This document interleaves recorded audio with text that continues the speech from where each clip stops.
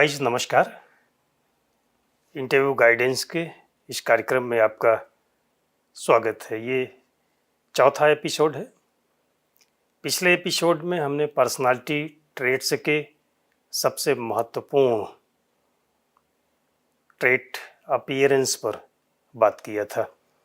कैसा हो इंटरव्यू का फर्स्ट मिनट, जिसमें हमने बात किया था हमारे क्लोथ्स कैसे हों, कपड़े कैसे हम पहने, हमारी हेयर स्टाइल कैसी हो, फेशियल एक्सप्रेशन हमारा कैसा हो, sitting posture before interviewer, board के सामने हम कैसे बैठें। और अगली जो बात थी उस पर हम लोगों ने बातचीत किया था कि turning back and leaving interview hall, इन सब बिंदुओं पर हमने बात किया था। अब एक दूसरे महत्वपूर्ण personality traits speech mannerism and gesticulation पर हम बातचीत करेंगे। तो आइए दोस्तों देखते हैं क्या है speech mannerism. Speech mannerism and जेस्टिकुलेशन।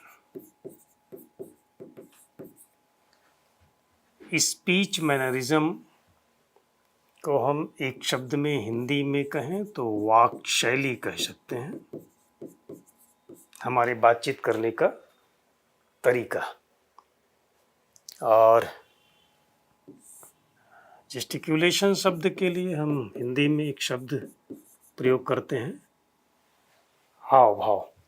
तो पहले हम लोग बातचीत करेंगे स्पीच मैनरिज्म, हमारा बातचीत करने का तरीका कैसा हो। दरअसल में ये ओरल टेस्ट है।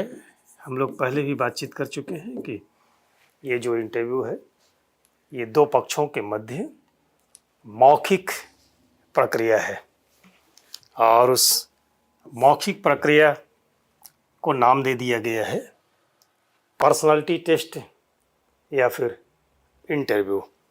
क्वेश्चन आंसर सेशन के माध्यम से ये पूरी प्रक्रिया पूरी होती है।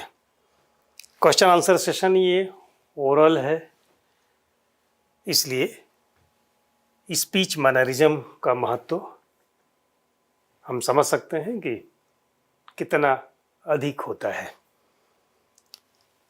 हमारे स्पीच मैनरिज्म या फिर बातचीत करने के तरीके पर प्रभाव पड़ता है किस कल्चरल एटमॉस्फेयर में हम रह रहे हैं, यानी कि सांस्कृतिक पृष्ठभूमि, माहौल या फिर पर्यावरण कैसा है।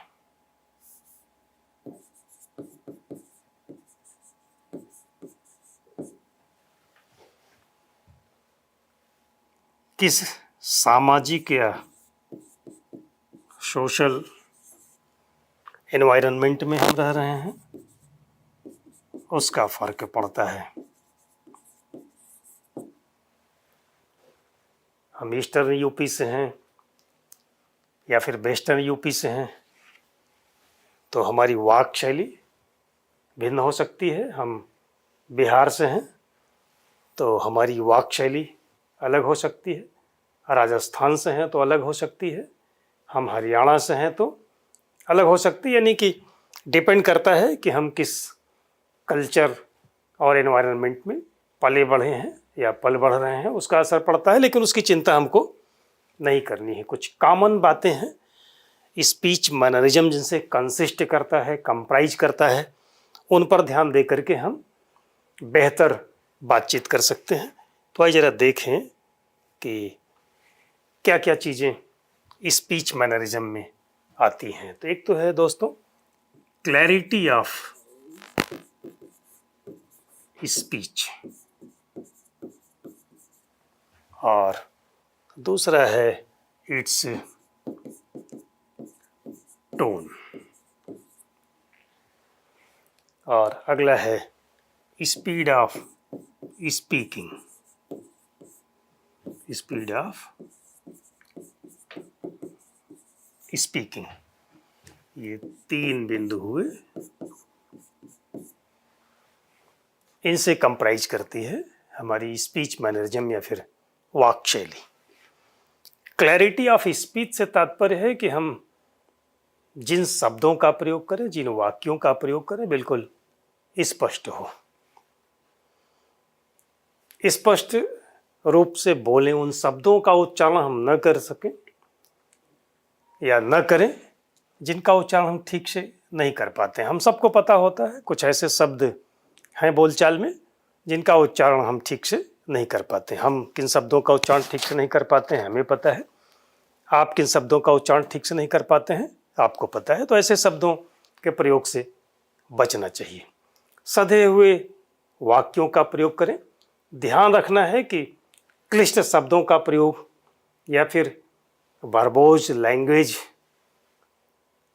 या ऐसी लैंग्वेज, ऐसे शब्दों का प्रयोग, ऐसे वाक्यों का प्रयोग जिसमें हम अपने आप को एक्सपोज करते हैं, हम बताने की कोशिश करते हैं कि बड़े बड़े वाक्य बोलना हमारी फितरत में है, क्लिष्ट कठिन शब्दों का प्रयोग हम कर पाते हैं बहुत आसानी से, तो इनका कोई फ़ायदा नहीं मिलता दोस्तों, बल्कि नेगेटिव मार्किंग आप कह सकते हैं कि हो जाती है जाने अनजाने, चाहे अनचाहे। तो आपको ध्यान रखना है कि जो बोलें सरल बोलें, सरल और एक ऐसी भाषा का प्रयोग करें जो कॉमन हो सबके लिए। तो ये हुआ क्लैरिटी ऑफ स्पीच। टोन की बात करें तो टोन को जैसे आप कहते हैं ना, किसी की वॉइस रिंगिंग होती है, रिंगिंग वॉइस, या इसके लिए एक शब्द इस्तेमाल करते हैं फर्म वॉइस या फिर क्रिस्प वॉइस। रिंगिंग एक शब्द है और एक शब्द है फर्म और एक शब्द है क्रिस्प। ये फर्म जिसमें दृढ़ता झलके, क्रिस्प जिसमें कुरकुरापन हो। तो वॉइस के लिए कुरकुरा कहना ऐसे तो ठीक नहीं लगता, लेकिन क्रिस्प शब्द का इस्तेमाल करते हैं। Crisp, ringing and firm tone. तो जो हमारी टोन हो, अपेक्षा की जाती है वो कुछ इस तरह की हो। और अगला है स्पीड ऑफ स्पीकिंग। यहाँ स्पीड को हम 2 अर्थों में ले सकते हैं। स्पीड ऑफ स्पीकिंग यानी कि हम कितना तेज बोलते हैं, तेज इन द सेंस कि हम धीरे धीरे सधे हुए शब्दों और वाक्यों का प्रयोग करते हैं, या फिर थोड़ा हड़बड़ी में, जल्दबाजी में, तेजी से बातों को रखने की कोशिश करते हैं। तो आप समझ सकते हैं क्या ज़्यादा ठीक होगा। स्पीड हमारी बातचीत करने की ऐसी हो कि बोर्ड मेंबर हमारे, उनमें से कुछ की एज हो सकती है 60, कुछ की 65 हो सकती है, कुछ बिल्कुल यंग हो सकते हैं 40, 45, 50 के रेंज में हो सकते हैं। तो हम ध्यान रखें कि हम बोर्ड से लगभग 1 मीटर 1.5 मीटर की दूरी पर बैठे हुए हैं। तो हमारी जो स्पीड हो स्पीकिंग की, अब यहाँ जिस स्पीड की बात कर रहे हैं हम, टोन, यानी कि हम तेज बोलें या धीमा बोलें। तो हम बहुत तेज न बोलें कि कानों में खटके हमारी आवाज़, हम इतना धीमे न बोलें कि जिनकी एज 65 है वो हमको ठीक से सुन न पा रहे हों। दोस्तों, आपको ध्यान रखना है कि कभी बोर्ड को ये कहने का अवसर न मिले, बोर्ड के चेयरमैन को या बोर्ड के किसी मेंबर को, कि कृपा करके थोड़ा तेज बोलिए, मैं आपको सुन नहीं पा रहा हूँ। ऐसा मौका अगर आप उनको देते हैं तो इसका मतलब कि आप दावत दे रहे हैं नेगेटिव मार्किंग के लिए। नेगेटिव मार्किंग इस आशय के साथ हम कहते हैं, इस आशय में कहते हैं कि उसमें फिर आपको जो गुड स्कोर करने की, अच्छा स्कोर करने की बात रहती है, जो इम्प्रेसिव स्पीच हमारी होनी चाहिए, वह नहीं रह पाने के कारण कुछ कम अंक बोर्ड देने के लिए बाध्य हो जाता है। जबकि आपके पास राइट है, आपके पास अधिकार है ये बुरा नहीं माना जाता है, यहाँ नेगेटिव मार्किंग नहीं होगी। अगर बोर्ड के किसी मेंबर की बात आप ठीक से नहीं सुन पा रहे हैं तो आप बोर्ड से कह सकते हैं कि सर कृपा करके थोड़ा तेज बोले, मैं आपको ठीक से नहीं सुन पा रहा हूँ। हाँ, आप कह सकते हैं दोस्त, आप मौका दे सकते हैं, बट उनको ये मौका न दें कि उनको पूछना पड़े कि कृपा करके आप थोड़ा तेज बोलें। आइए जरा देख लेते हैं कि हम कैसे इम्प्रूव करें, कैसे डेवलप करें स्पीच मैनरिज्म को, वाक्शैली को हम कैसे डेवलप करें।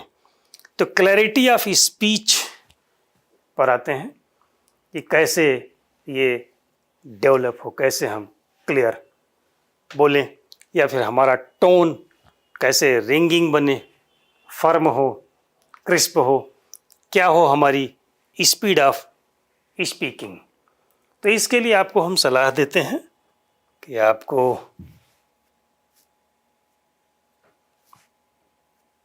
हाँ, रीड अलाउड। जब आप पढ़ें तो आप बोल करके पढ़ें। रीड अलाउड विद रिदम, लय के साथ पढ़ें। एक तो ये तरीका है कि रीड अलाउड विद रिदम। दूसरा तरीका है कि record your voice. Record your voice. आप कुछ बोलिए, कुछ पढ़िए तो उसको रिकॉर्ड कर लीजिए। और तीसरा एक तरीका हो सकता है कि listen radio and TV news bulletin.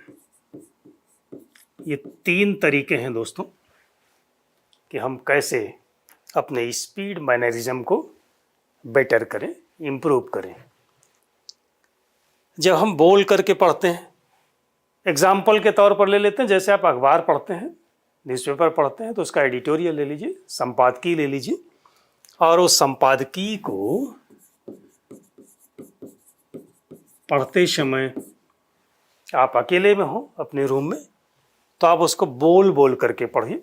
जैसे बचपन में कभी हम लोग पढ़ा करते थे तो घर में मना किया जाता है ना कि ज़रा धीमे पढ़ो या मन में पढ़ो, बाकी लोग भी पढ़ रहे हैं या बाकी लोग भी घर में हैं, उनका ख्याल रखो। लेकिन अपने रूम में, जब आप स्टडी रूम में हैं, जब आप पढ़ रहे होते हैं, तो संपादकीय को आप ज़ोर ज़ोर से कर बोल बोल करके आप पढ़िए, और उतार चढ़ाव के साथ आप पढ़िए, लय आप विकसित कीजिए। तो आपको एक तरीका आ जाएगा, धीरे धीरे प्रैक्टिस आपको हो जाएगी क्लैरिटी ऑफ स्पीच की। दरअसल में अपने से बढ़िया कोई जज होता नहीं दोस्तों। आप बेहतर जज कर पाएंगे कि आज मैंने पढ़ा, फिर मैं कल पढ़ूंगा, परसों पढ़ूंगा। डे बाय डे आपको इम्प्रूवमेंट दिखाई पड़ेगा, आपको ये पता चल पाएगा कि क्या कमी रह गई थी आपके क्लैरिटी ऑफ स्पीच में, या फिर आपके ringing tone, crisp tone, firm tone में। ऐसे आप जब रिकॉर्ड करेंगे अपने वॉइस को, तो फिर आप समझ पाएंगे, सुन करके उसको खुद आप इस निर्णय पर पहुंच पाएंगे कि स्पीच मैनरिज्म कल आपका कैसा था, आज आपका कैसा है, और अगले दिन या प्रैक्टिस के बाद वह कैसा हो गया। निश्चित रूप से बेहतर होगा। आप अपनी वॉइस को रिंगिंग बना सकते हैं, क्रिस्प बना सकते हैं, फर्म बना सकते हैं इन 2 तरीकों से। तीसरा एक तरीका है कि आप रेडियो के न्यूज़ बुलेटिन को सुनिए, टीवी के न्यूज़ बुलेटिन को सुनिए। रेडियो न्यूज़ बुलेटिन की विशेषता ये है कि यह ऑडियो होता है, जिसमें आपको आवाज़ सुनाई पड़ती है, तो आपका ध्यान नहीं भटकता। इसका ये एक एडवांटेज है। इसमें आपको फिगर्स नहीं दिखते, चित्र नहीं दिखाई पड़ते हैं चलते हुए, मूव करते हुए। तो यहाँ रेडियो जब आप सुनते हैं तो कंसंट्रेशन का भी डेवलपमेंट होता है, और कंसंट्रेशन का कितना महत्व है आगे कभी हम लोग बातचीत करेंगे। जब आप साक्षात्कार दे रहे होते हैं उस समय वैसे तो कंसंट्रेशन का हर जगह पर अपना महत्व है। तो रेडियो लिसनिंग से, रेडियो न्यूज़ बुलेटिन जब आप सुनते हैं तो आप में कंसंट्रेशन का डेवलपमेंट होता है, और बाकी स्पीच मैनरिज्म तो आप सीखते हैं एंकर से। ऐसे ही टीवी न्यूज़ बुलेटिन में चूँकि यहाँ ऑडियो वीडियो एक साथ चल रहे होते हैं तो यहाँ भी लेकिन आप सीधे देख पा रहे होते हैं एंकर को कि कैसे वह बातचीत करता है या कैसे वह बातचीत करती है। वह बातचीत करती है या करता है एंकर, तो आप देख पाते हैं कि जैसे वह आप ही को देख रही हो या देख रहा हो, जबकि आप देखें कि वह सारी दुनिया को देख रही होती है या देख रहा होता है।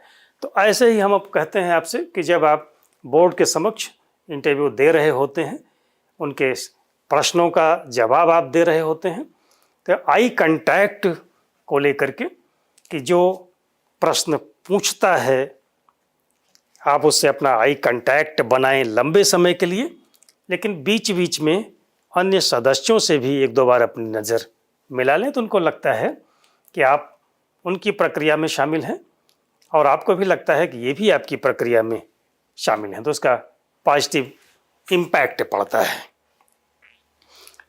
तो ये भी आप यहाँ पर सीख पाते हैं। जब आप अभिवादन करते हैं तो हम कहते हैं एक बार में बोर्ड को अभिवादन कीजिए, ये एक स्वस्थ तरीका माना जाता है। बार बार जितने सदस्य हैं उनको अलग अलग अभिवादन करने से आप देखते हैं ना कि एंकर जब न्यूज़ पढ़ रहा होता है या पढ़ रही होती है तो ऐसी स्थिति में आपका आई कांटेक्ट या उसका आई कांटेक्ट सभी से एक साथ होता है। ठीक इसी तरह से जब आप बोर्ड को फेस कर रहे होते हैं तो बोर्ड के सारे सदस्यों का आई कांटेक्ट उनको लगता है कि उन्हीं से आपका है, इसलिए आपको बहुत चिंता करने की ज़रूरत वहाँ पर नहीं होती है। आप अभिवादन कर रहे होते हैं बोर्ड को, तो बोर्ड को लगता है, एक एक सदस्य को लगता है कि आप उन्हीं से अभिवादन कर रहे होते हैं। तो यहाँ ये हुआ दोस्तों कि कैसे हम स्पीच मैनरिज्म को डेवलप करें, इम्प्रूव करें। आइए ज़रा हम जेस्टिक्यूलेशन पर आते हैं, जो अगला पर्सनालिटी ट्रेट्स के रूप में है।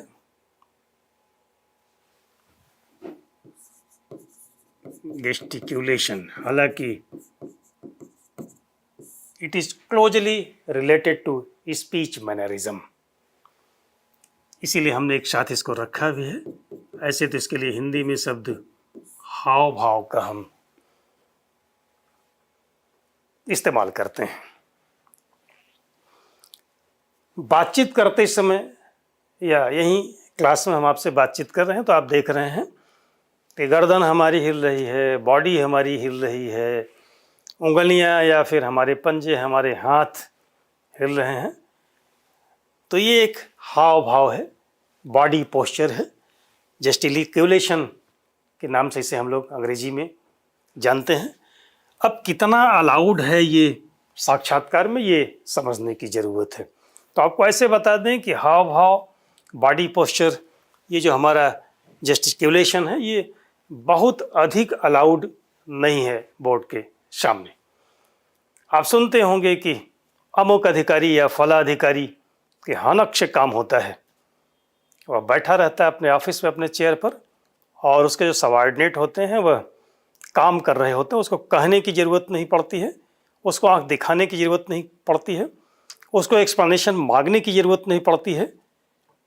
तो कहते हैं कि हनक से काम हो रहा है। हालांकि बहुत सारे अधिकारी ऐसे होते हैं जिनके हनक से काम नहीं होता है, उनको एक्सप्लेनेशन कॉल करना पड़ता है, उनको बार बार कहना पड़ता है। तो कौन सा अधिकारी ज़्यादा अच्छा माना जाता है? जिसकी हनक से काम होता है। तो ऐसे अगर आप बैठे बैठे बिना बहुत अधिक अंग संचालन किए बातचीत करते हैं, बोर्ड को इम्प्रेस करते हैं, तो ये आपका तरीका ज़्यादा अच्छा माना जाता है। माना जाता है कि आप एक हनक वाले अधिकारी साबित हो सकते हैं। लेकिन फिर भी दोस्तों कुछ हाव भाव जेस्टिक्यूलेशन सीमित मात्रा में ही सही परमिटेड है। जैसे आप अपनी आँख का प्रयोग कर सकते हैं। आँख का एक पार्ट है जिसको हम लोग बोलते हैं क्या, भौं, है ना। ये वाला पोर्शन, ये पोर्शन बोर्ड से बातचीत करते समय जब आपको कुछ चीज़ें आश्चर्यजनक लगती हैं तो ऐसी स्थिति में ये भाव आपकी ऊपर नीचे हो सकती है, ये परमिटेड है। कहीं अगर आपको सहमति व्यक्त करनी हो, यश कहना हो, तो आप सिर हिला सकते हैं यूं करके, तो ये भी परमिटेड है यश के लिए। और कहीं असहमति व्यक्त करनी हो, नो कहना पड़ता है आपको, तो ऐसी स्थिति में आप सिर हिला सकते हैं यूं, नो के लिए, ये परमिटेड है। आपका जो फेशियल एक्सप्रेशन है, face is the index of your mind. आपके माइंड में क्या चल रहा है ये फेस हमारा बताता है। तो आप अपने फेस का इस्तेमाल कर सकते हैं। जैसे फेशियल एक्सप्रेशन में जो एक शब्द आता है स्माइलिंग, स्माइल करना, तो ऑलवेज आप स्माइल तो नहीं करते रहेंगे। आप एंटर करते हैं इंटरव्यू हॉल में, आप ग्रीट करते हैं बोर्ड को, आप बैठते हैं बोर्ड से परमिशन लेने के बाद या उसके कहने के बाद, तब तक तो ये स्माइल ठीक है। लेकिन जैसे ही क्वेश्चन आंसर सेशन स्टार्ट होता है, अब आपको जो फेशियल एक्सप्रेशन है वह क्वेश्चन की प्रकृति के आधार पर आपका बदलता रहता है, बदलता रहना चाहिए। कहीं आपकी मुद्रा गंभीर हो सकती है तो कहीं गंभीर का उल्टा हल्का या गंभीर, जिसको आप नॉर्मल कह सकते हैं, ये पोजीशन आपकी